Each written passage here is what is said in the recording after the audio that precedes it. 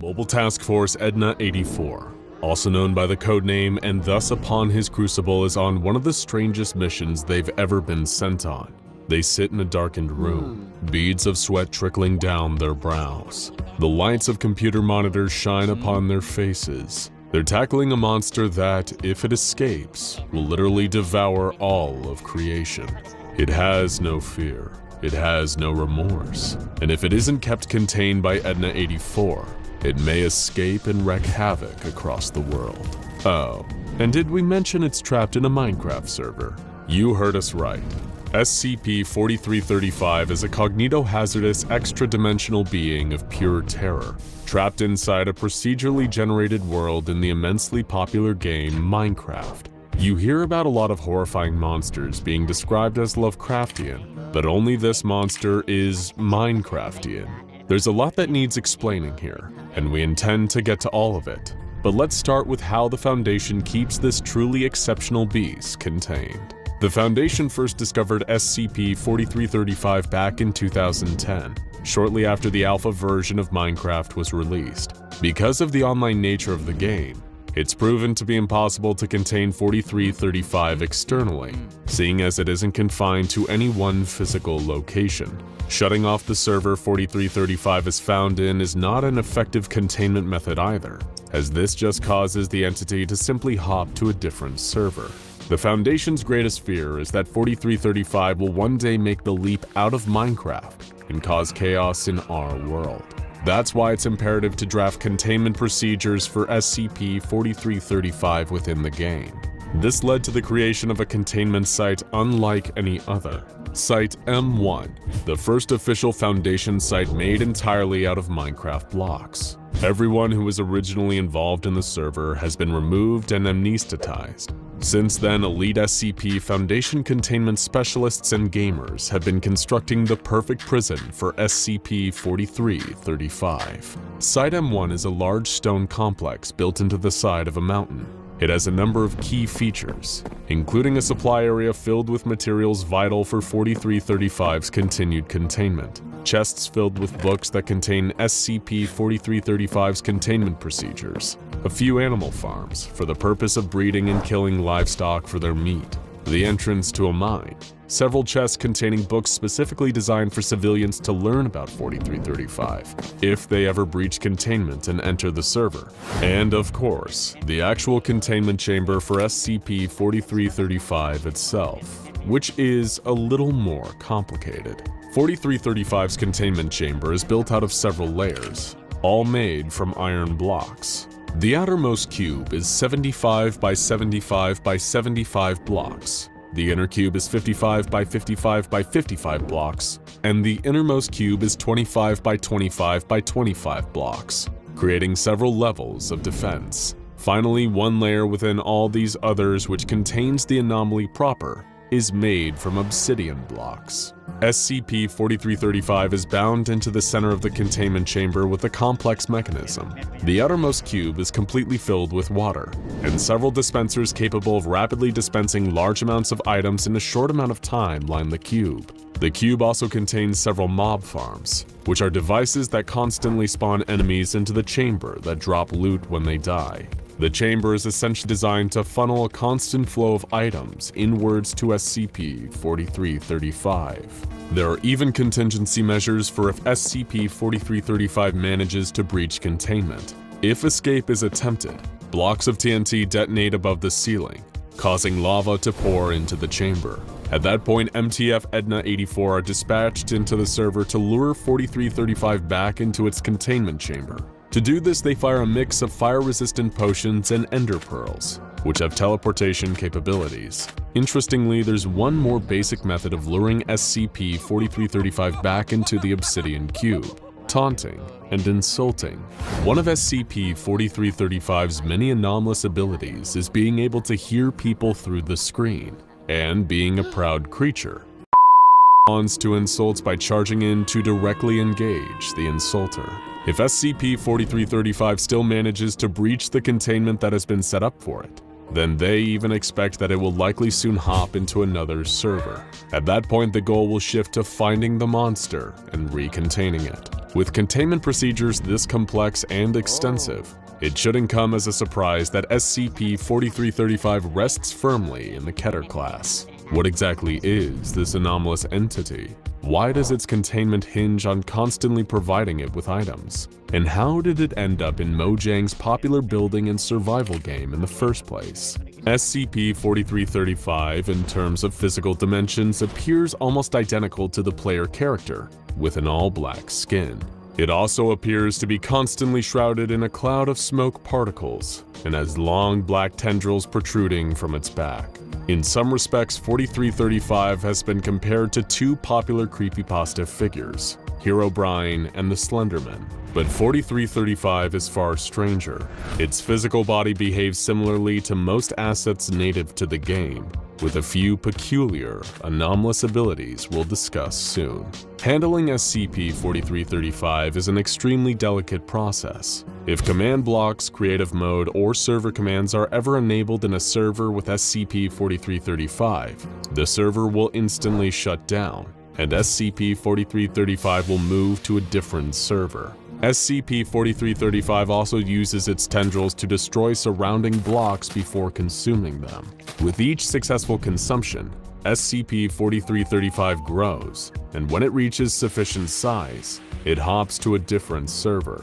As you can see, keeping SCP-4335 contained is an uphill battle, but luckily there are two factors on the Foundation's side here. The first is that SCP-4335 is immobilized while consuming items and blocks, limiting its ability to actively escape Foundation forces. The second factor is that SCP-4335 needs a rest period between consuming blocks in order to grow, meaning if its consumption is constant and continuous, it isn't able to grow.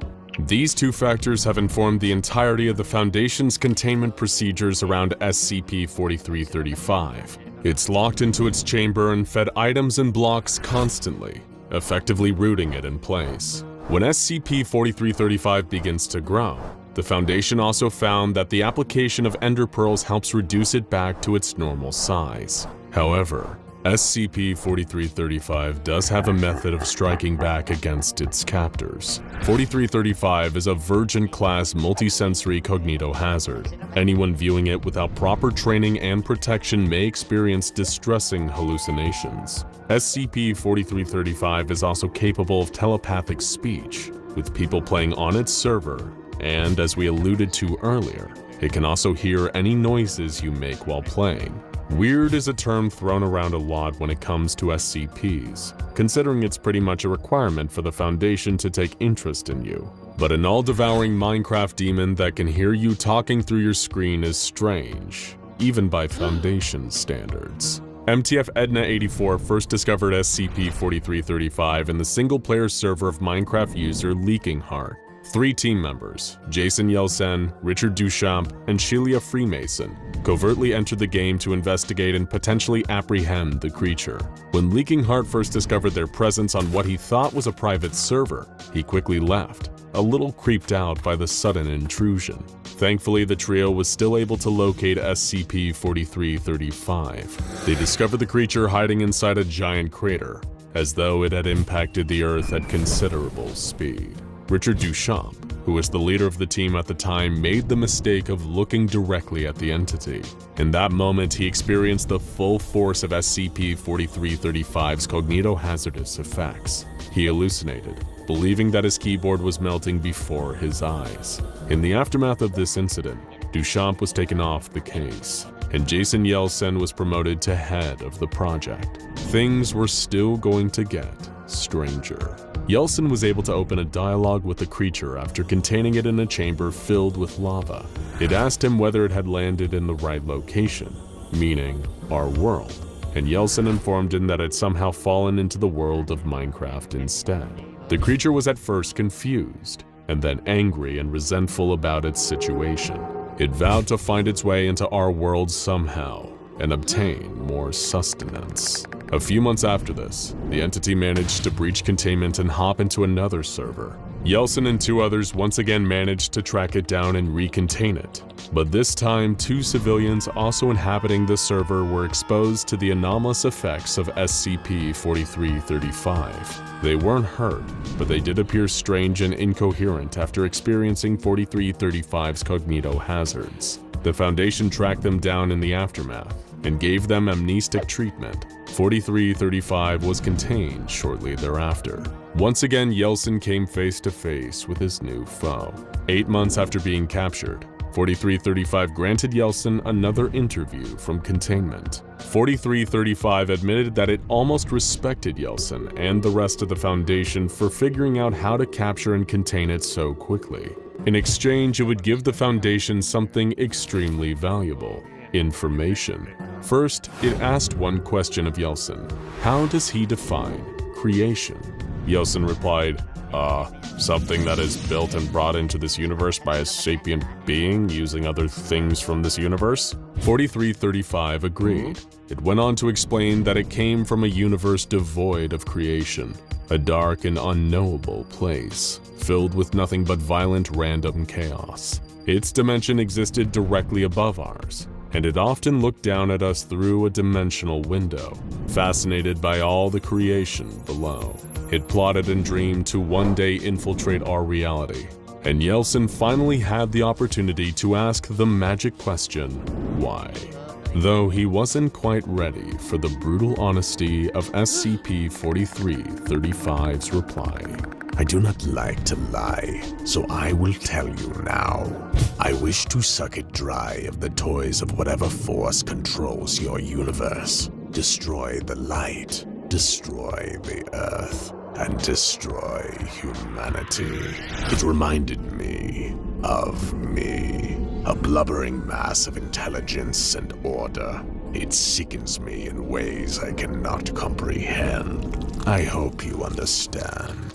SCP-4335 was a connoisseur of creation, and it sought to devour all of it. In this moment, Yeltsin realized what an incredibly dangerous entity he was dealing with. The only mystery was why this creature had somehow landed in Minecraft instead of our world, which appeared to be the only thing that saved us. But Yeltsin didn't have time to think. 4335 was about to stage another daring escape attempt. One of its tendrils reached out and attacked Yeltsin's player character. In that moment, the real-life Yeltsin began to hallucinate and panic. Suddenly back in the game, a series of abnormally tall, slender black figures appeared and began deconstructing the containment chamber around SCP-4335. It had somehow summoned new minions into the game to assist in this containment breach. Jason Yeltsin entered cognito hazard quarantine following this incident and was removed from the project. And he wasn't the only one affected by this incident. Following the first appearance of these long, dark figures, players across the globe began to experience them appearing in their own games. The Foundation managed to find a solution.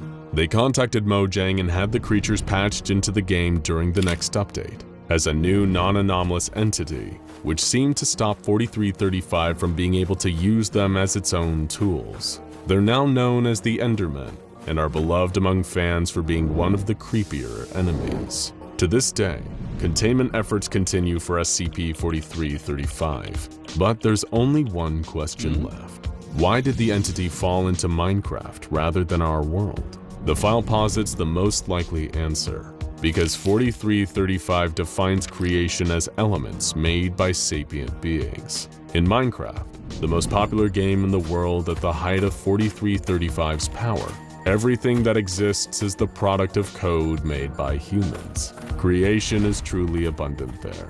As for our world, in SCP-4335's extra-dimensional eyes, there is no creation, no intelligent design, no soothing piano soundtrack, just frightening, chaotic randomness which is too unlike its own dimension.